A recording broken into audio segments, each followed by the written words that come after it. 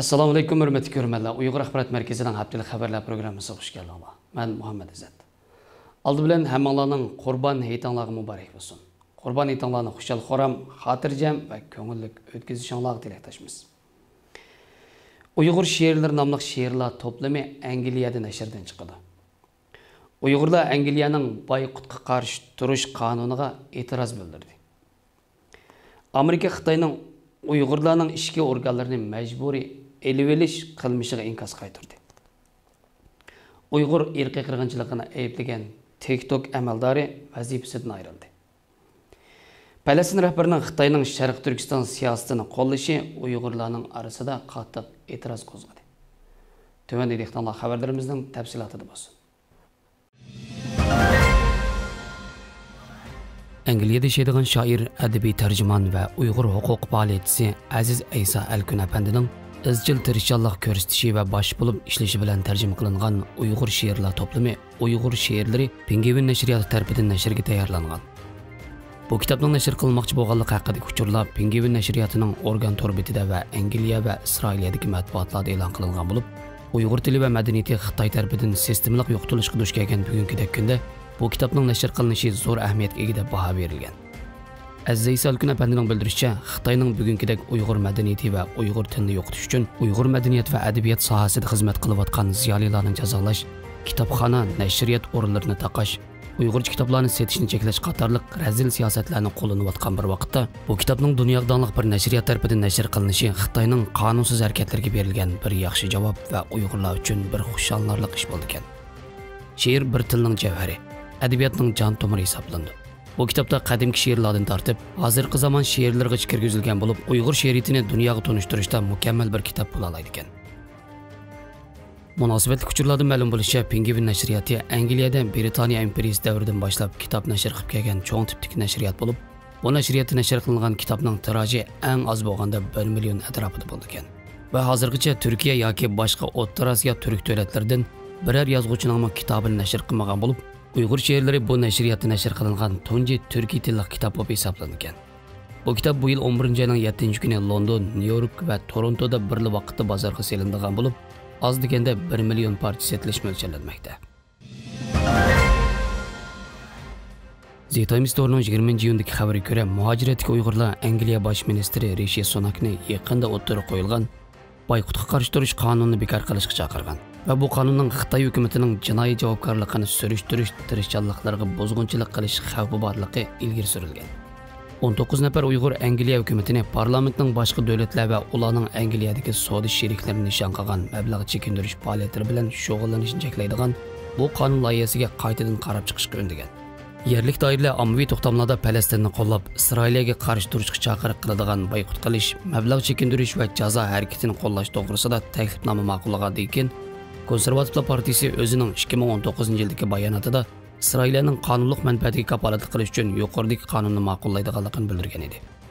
Gerçi iqtisodiy faoliyat va ommaviy organlar chet el ishlari qonuni deb atalgan mazkur qonunning mazmuni asosligi Isroiliyaga qaratilgan bo'lsa-mu, faoliyatchilar bu qonunning Xitoy qatorliq davlatlarga qanday ta'sir ko'rsatadiganligi to'g'risida hech qancha o'ylashilmaganligini ilgari surgan. Uyg'ur faoliyatchilar Angliya hukumatiga sungan xatda bu qonun loyihasining Xitoy hukumatining Sharq Turkistondagi Uyg'ur va boshqa turkiy musulmonlarga qaratilgan kishini cho'chitadigan kishilik huquq jinoyatlari to'g'risidagi ishonchli xabarlarga inkas qaytarishga nisbatan cho'nqur ta'sir borligi, ya'ni buning Uyg'urlarga qaratilgan vahshiy jinoyatlarni jazolashga to'sqinlik qildiganligi ilgari surilgan. The Printer'ning 20-iyundagi xabariga ko'ra, Uyg'urlar Amerika Qonun palatasining majburiy organ yig'ib olishini to'xtatish qonunining ma'qullanganligini olqishlagan bo'lib, bu qonun Xitoydagi siyosiy mahbuslar, Falun Gongchilar va Uyg'urlarning organlarini majburiy elib olish qilmishiga qarshi turishga yordam berdi ekan. Yaqin yillardan buyon Uyg'urlar qaratilgan irqiy qirg'inchilikning xalqaro to'nilishiga agishib, Uyg'urlarning ishki organlarining Xitoy tajovuzchilari tomonidan elinib-elinayotganlik masalasimi g'ulg'ul qo'zg'ab kelgan.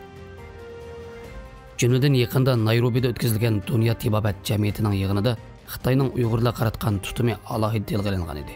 Ikkinchi Amerika Qonun palatasining Xitoyda keng avj olgan ishki organlarni majburiy elib olish qilmishiga jazo berish mazmunidagi qonun loyihasi Amerika tarixida bu sohadagi ma'qullangan tunji qonun loyihasi ekan.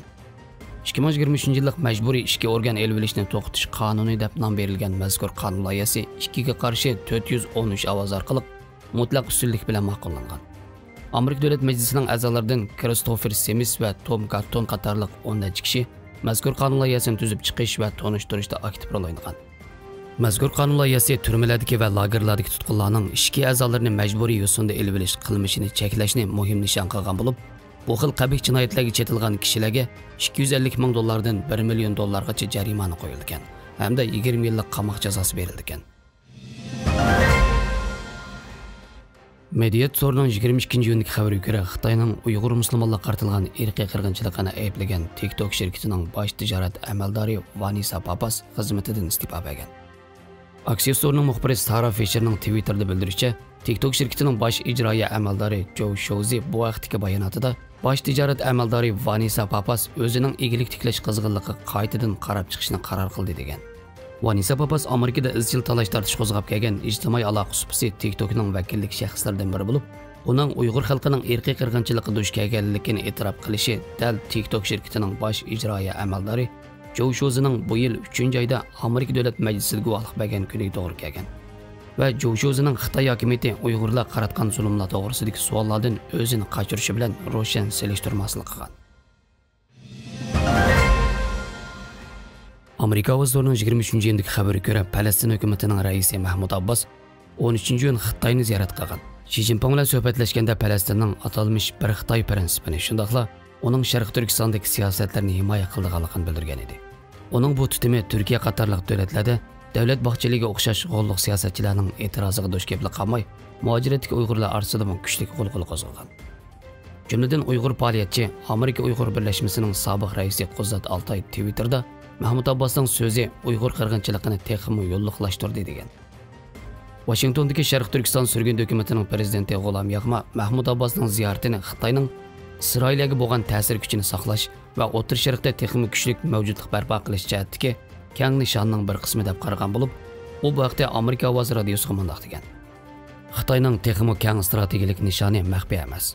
Chunki uning arab dunyosidagi o'rnini kuchaytirish va Paris qo'ltiqini tizginlash orzusi uning iqtisodiy va siyosiy jihatda dunyoning atomoniga aylanishni maqsad qilgan atalmish bir balvoq bir yo'l tashabbusining muhim bir qismidir. Sharq Turkiston surgun hukumatining bosh ministri Salih Xudoyer Amerika ovozi radiosiga Xitoyning Falastin davosini qo'llashining jahon ahlining diqqatini o'zining Sharq Turkistondagi ishg'oliyati va irqiy qirg'inchiligidan burib o'tish strategiyasining bir qismi ekanligini bildirib mundaq degan. Xitoyning Falastin ozodlik tashkiloti va Falastin davosini qo'llashi o'zining Sharq Turkistondagi ishg'oliyati va irqiy qirg'inchiligini yepishdagi tutak bombasidir. Xabarlarimizga ko'rganingizga rahmat. Ko'rishguncha omon bo'linglar. Xayr xo'sh, Allohga omonat.